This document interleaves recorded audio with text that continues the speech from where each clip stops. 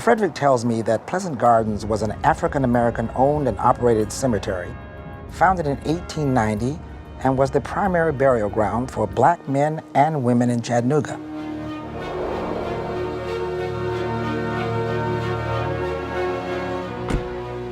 This is not exactly what I expected.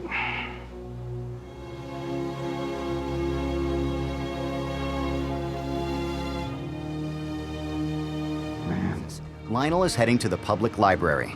He's meeting with local historian LaFrederick Thurkill, looking for information that might continue to link J.L. Brown to the troubled organization he founded, the Knights of Wise Men. I'm hoping you can help me. Well, you came to the right place, and you'll be surprised that we were able to find him here.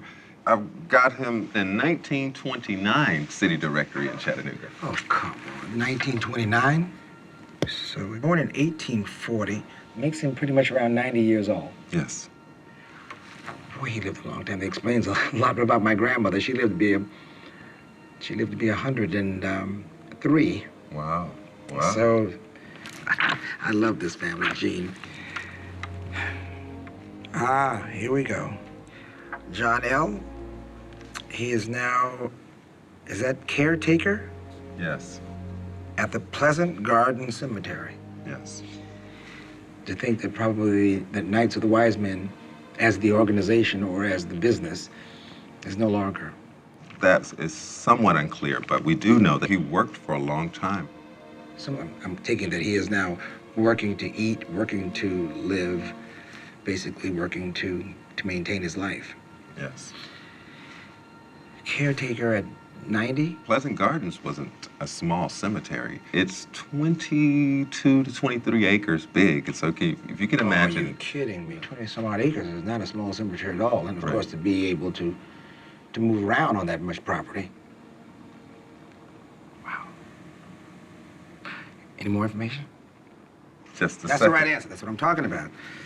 Good. Biography and achievements of colored citizens in Chattanooga. Are you kidding me? Wow. Wow, these are some pretty impressive looking guys here. J.W. Williams, J.L. Brown. So that's what he looks like. I'm noticing, his forehead and my forehead, and even to the point of the line, which I don't like to point out the flaws in my face, but he has the same eyes and the same forehead. It's just unbelievable. It's uncanny.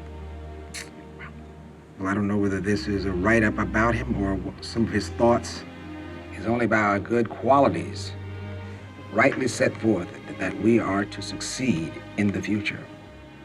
First, by education, every boy and girl, and teaching them from the cradle to the grave. Let us all be wise men and women. When I read this, I'm thinking he wants to lift these people up. He is not about, don't remind me that I'm poor. Right. Don't remind me that I'm not doing well. Exactly. Let's talk about the good. Let's talk about going up instead of down. Very good. So now what happened to him? I was able to find one more document.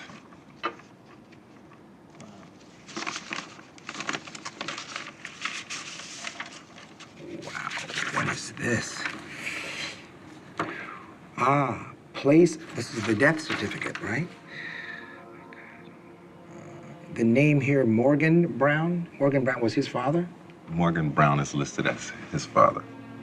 Whoa, here we go. Morgan Brown. And mother? The mother's name is listed as don't know. Don't you just love records like that? But we have Morgan Brown. I just found out that J.L. Brown's father, my great-great-grandfather, was Morgan Brown. But I still don't know the name of my great-great-grandmother. Pleasant Gardens is still in existence. Oh, wow. Would you take me there? Let's go. Let's go, man. Come on. So I'm on my way to pay my respects to J.L. Brown at the Pleasant Gardens Cemetery.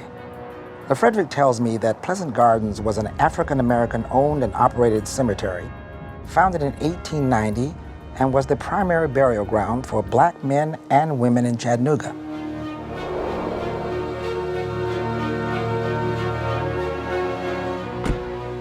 This is not exactly what I expected.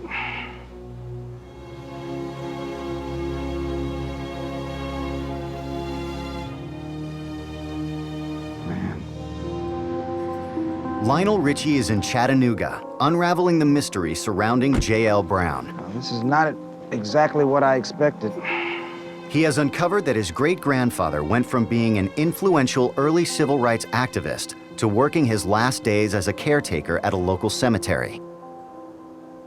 Man. Lionel is now visiting the cemetery where J.L. Brown worked and was laid to rest.